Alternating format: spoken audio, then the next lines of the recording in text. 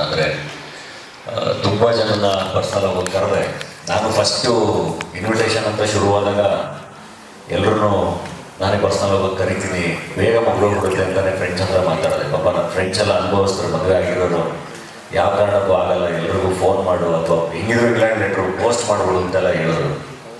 ನಾನು ಇಲ್ಲ ಏನಾಗಲ್ಲ ತಲುಪಿಸ್ಕೊಳ್ಳೋಣ ಅಂತ ಯೋಚನೆ ಮಾಡಿದೆ. ಬಟ್ ಆ ಪ್ರೋಸೆಸ್ ಶುರುವಾದ್ಮೇಲೆ ಗೊತ್ತಾಯಿತು, ಮೋಸ್ಟ್ಲಿ 1 ವರ್ಷ ಅಲ್ಲ 2 ವರ್ಷ ಅಲ್ಲ ಆದ್ರೂ ಇನ್ವಿಟೇಷನ್ನ ಹೋಗಿ ಪರ್ಸ್ನಲಾಗಿ ಎಲ್ರಿಗೂ ಕೊಟ್ಟು ಮುಗ್ಸೋಕ್ಕಾಗಲ್ಲ.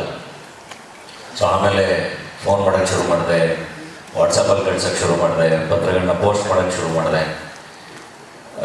ಇವಾಗ ಮೀಡಿಯಾ ಮೂಲಕ ಇನ್ವೈಟ್ ಮಾಡೋಕ್ಕೆ ಬನ್ನಿ ಎಲ್ಲರೂ. ಸೊ ಪ್ರಶ್ನೆಗಳನ್ನ ಕೇಳಿ.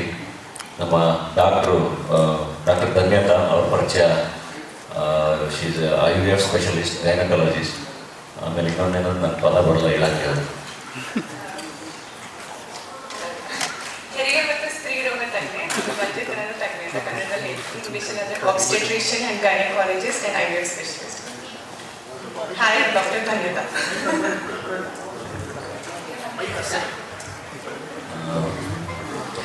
ಅವ್ರನ್ನ ಆಲ್ರೆಡಿ ಪರಿಚಯ ಮಾಡಿಸಿದ್ದೀನಿ. ಅವರು ಆಲ್ರೆಡಿ ಸುಸ್ತಾಗ್ಬಿಟ್ಟಿದ್ದೀನಿ ಮದುವೆ ಪ್ರೋಸೆಸ್ಸಲ್ಲಿ. ನನಗೆ ನನ್ನ ಡಾಕ್ಟ್ರಾಗಿ ಇರೋಕ್ಕೆ ಬಿಡಿ ನನ್ನ ಅಂತ, ನನಗೆ ನನ್ನ ಜಗತ್ತಲ್ಲಿ ನಾನು ಕೆಲಸ ಮಾಡ್ಕೊಂಡಿರೋಕ್ಕೆ ಬಿಡಿ ನನ್ನ ಅಂತ. ಆದರೆ ಎಲ್ಲರೂ ಒಂದ್ಸರಿ ಪರಿಚಯ ಮಾಡಿಸ್ಬೇಕು, ಮಾತಾಡಿಸ್ಬೇಕು, ಅದಕ್ಕೆ ಕರ್ಕೊಂಬಂದಿದ್ದೀನಿ.